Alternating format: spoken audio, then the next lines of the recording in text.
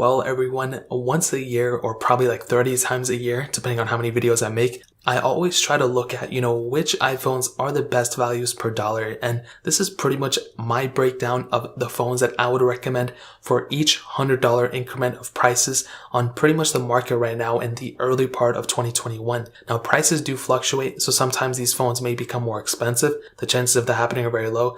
Most of the time, they're going to go down, which is a really good thing for you as a buyer. So I'll go ahead and start off with a $100 recommendation. So pretty much the phones or the iPhones that I would recommend to somebody who has, $100 to spend. And before I even say these, I just want to say one little caveat. If you have, the most amount of money, if you have unlimited money to spend, getting the iPhone 12s, getting the most expensive, the newest phones is always a better way to go. Those are just going to future-proof yourself like crazy, but those aren't necessarily the best deals in my opinion, and it just doesn't really make the most sense all the time, especially for the iPhone 12s. But if you have the money, pick up the iPhone 12 Pro Max. Those are the best phones you can pick up. So with that out of the way, the best iPhones for around that $100 price tag, there's 3 of them that I came with. The first one I would recommend is the iPhone 7. I feel like the iPhone 7 right now in 2021 still is probably around like $120, $130, but I can sense that probably around like March or April, it's probably going to be less than $100, just like how the iPhone 6s is in a lot of places. And if you look on places like eBay,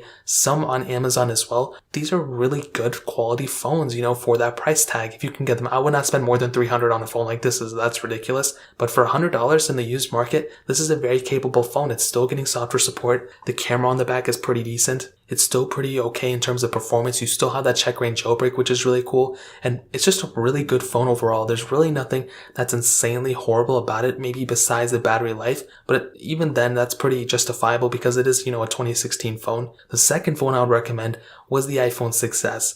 Now, this is obviously the predecessor to the iPhone 7, so I would rather pick up an iPhone 7 or recommend an iPhone 7 over the 6s, but the 6s is still a really decent phone as well. It is one of the oldest supported iPhones currently right now in terms of iOS 14, so you still have all those iOS 14 capabilities. You still have a lot of different things like that. Is it perfect? Absolutely not. It probably has more problems than the iPhone 7. But, if you can pick one up for like less than $80 or something and you really need an iPhone, that is not a bad iPhone either. But the next recommendation, the iPhone SE, that's a phone that I would recommend over the iPhone 6s just because of the stability of that phone. I've always felt like the iPhone SE was a more stable and more predictable phone overall than the 6s. And I always thought it had better battery life, kind of better performance too, even though they have the same chipset. I know it's so weird to say, but I've always felt like the iPhone SE was a better phone overall than the iPhone 6s. So those 3 phones are the phones that I would recommend around that $100 price tag. Now the next one, the $200 price tag, there's 2 phones that I would recommend here. And those 2 phones are the iPhone 8 and the iPhone 7 Plus. Now, I've looked around, I've seen some iPhone 8s for less than $200, I've seen some iPhone 7 Pluses for less than $200, and these are typically for the base models. If you try to get the 64 gig or 128 gig or 256, whatever one you're going to get, obviously it's going to be more expensive, so keep that in mind. Now, if it was between these 2 phones, I would probably recommend the iPhone 8. It's a newer phone. It has, a better feeling to it, and it arguably has a better front camera and a back camera as well. The quality of these phones, the quality of these photos are really good. And especially the fact that the iPhone SE 2 just came out for $399, that also took a toll on the iPhone 8's resale value as well because it went down quite a bit. Apple was still selling the iPhone 8 up until last year. So this is a pretty good price, to pay for a phone like this. You're going to be supported for a very long time on this device.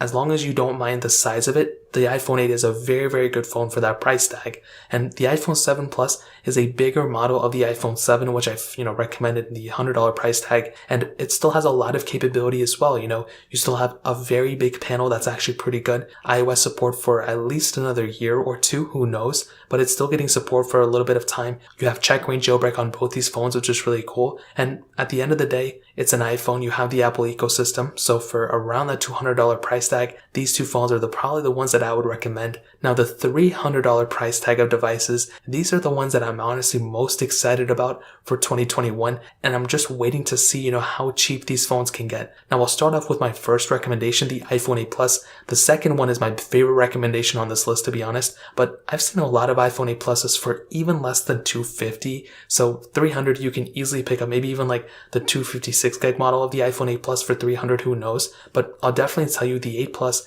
is a killer phone phone for the price tag. It has a lot of capability still. You have that dual camera setup, which is still really good. Like, you actually have a lot of capability on that type of device. The screen is still pretty good. The build quality is awesome. Like I stated, accessories are cheap on this phone too if you're really into that. You still have Touch ID on this phone, and in this day and age, wearing masks and stuff, it is a pretty important thing, if I'm being honest. Having that capability of having a fingerprint sensor is really important. And like I said before, check range, jailbreak, all that stuff. You know, the 8 Plus is a killer phone even now in 2021. But this next one, the iPhone 10, this is probably the best phone you can pick up for that price tag. For $300, even on any price tag on an iPhone, this is arguably the best value per dollar. They are, you know, fluctuating $320, $350, $290 sometimes in some cases, but typically an iPhone 10 you can pick up for around that $300 on average. And that is a really, really good price to pay for a phone of this magnitude. Now, you have that gesture-based design, so you have a pretty current-looking phone.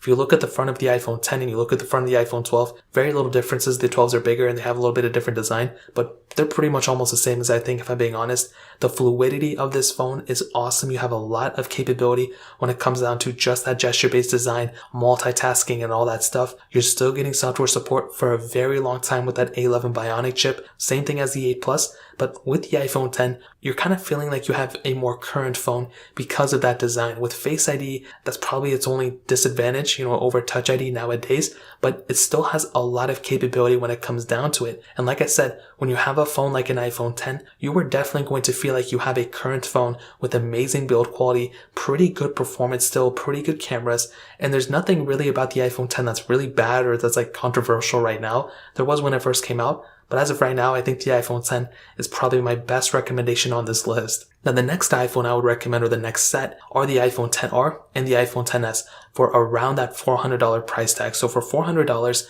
you can pick up both these phones.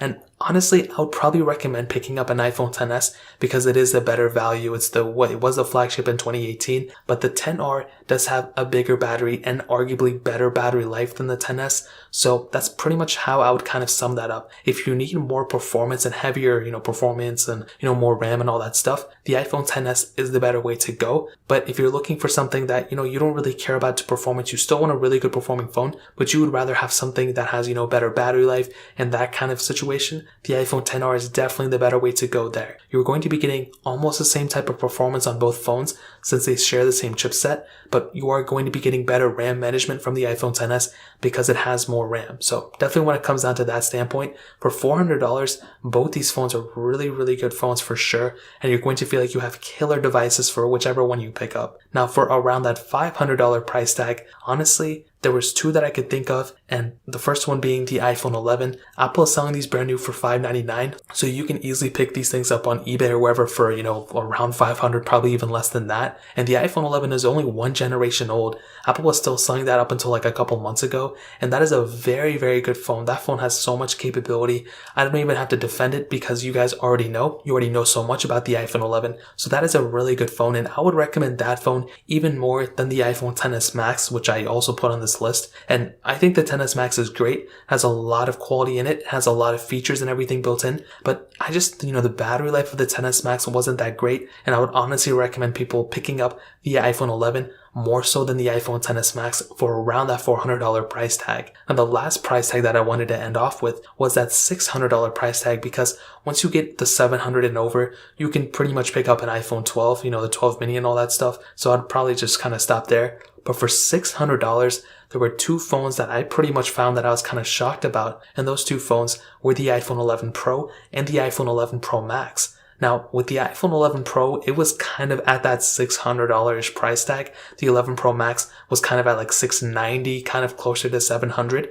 But because it was kind of touching that, you know, iPhone 12 price, I still wanted to throw it in here because it's still a really, really good phone. Like, both these phones are killer phones for the most part. The iPhone 11 Pro was the phone that I was using right before I switched over to the iPhone 12 Pro. And I can definitely tell you at the end of the day, the iPhone 11 Pro is really good. I mean, it's probably still one of the best phones phones out. It has so much capability for sure. And no matter what you're going to do with this specific phone, the iPhone 11 Pro, it's going to be able to do everything for sure, 100% of the fact. And if you need a little bit of a bigger phone, if you need a little bit of a bigger size, the iPhone 11 Pro Max is going to be there for you. That phone has just as much capability as the iPhone 11 Pro, but it just gives it to you in a bigger form factor. So that is a huge thing. If you need a bigger phone, if you need a bigger battery life, you're going to be getting that from something like the iPhone 11 Pro Max than a lot of other phones. And I think it has the biggest battery from any iPhone that ever came out. So that's another pretty big thing to keep in mind. So